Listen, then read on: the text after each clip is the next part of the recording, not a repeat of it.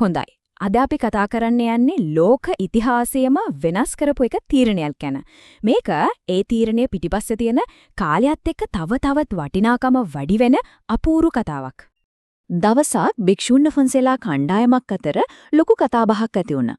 ඒ තමයි කොහොමද කෙනෙක්ට තමන්ගේම අලුතුපන් පුතාව ආදරණීය බිරිඳව අනාගතයේ හිමි වෙන්න තියෙන මුළු රාජධානියම අතෑරලා යන්න පුළුවන් වෙන්නේ. ඇත්තටම සිද්ධාර්ථ කුමාරයාගේ ඒ තීරණය ඒ අයට ලොකු ප්‍රහේලිකාවක් වෙලා තිබුණා.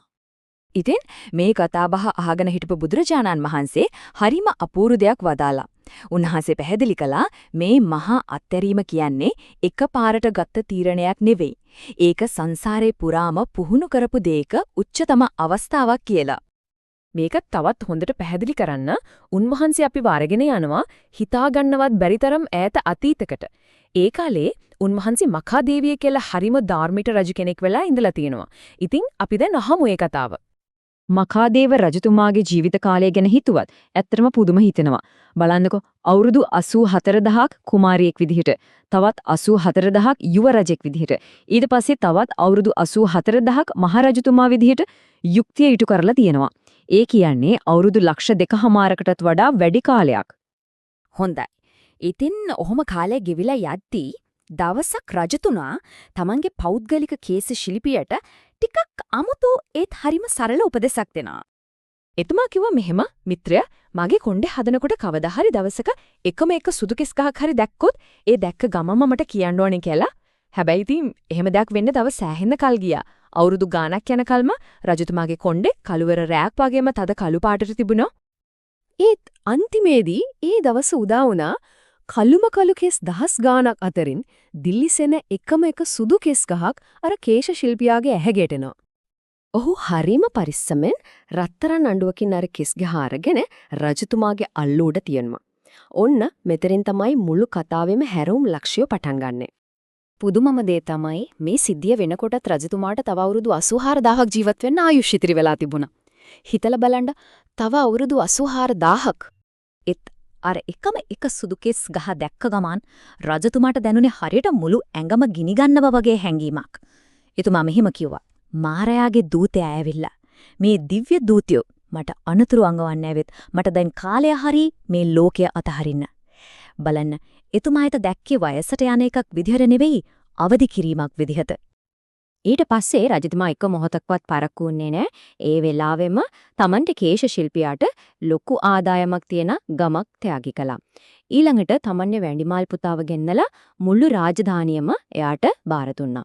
මම අදම පැවිදි වෙනවා කියලා ප්‍රකාශ කළා.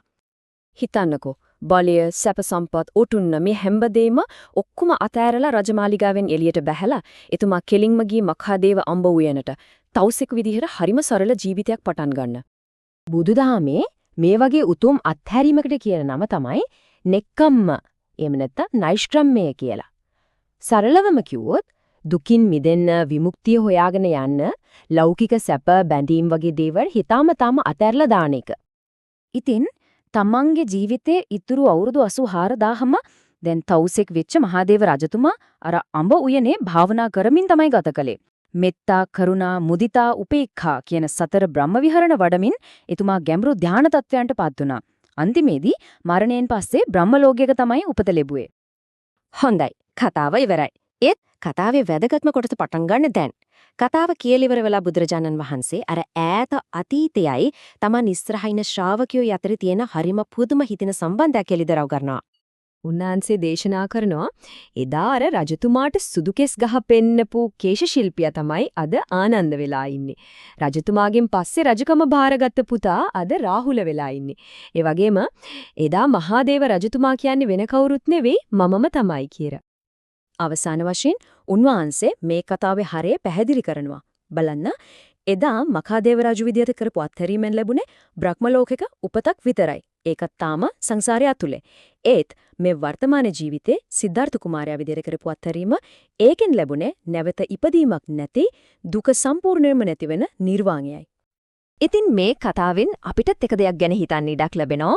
රජ කෙනෙක්ට එකම එක සුදු කෙස් ගහක් මුළු ජීවිතේම දිශාව වෙනස් කරන්න තරම් ලොකු පණිවිඩයක් වුණා නම් අපේ ජීවිතවල අපිට අවදි වෙන්න කියලා සංඥා කරන ඒත් අපි නොසලකා හරින පොඩි පොඩි දේවල් මොනවා ඇතිද?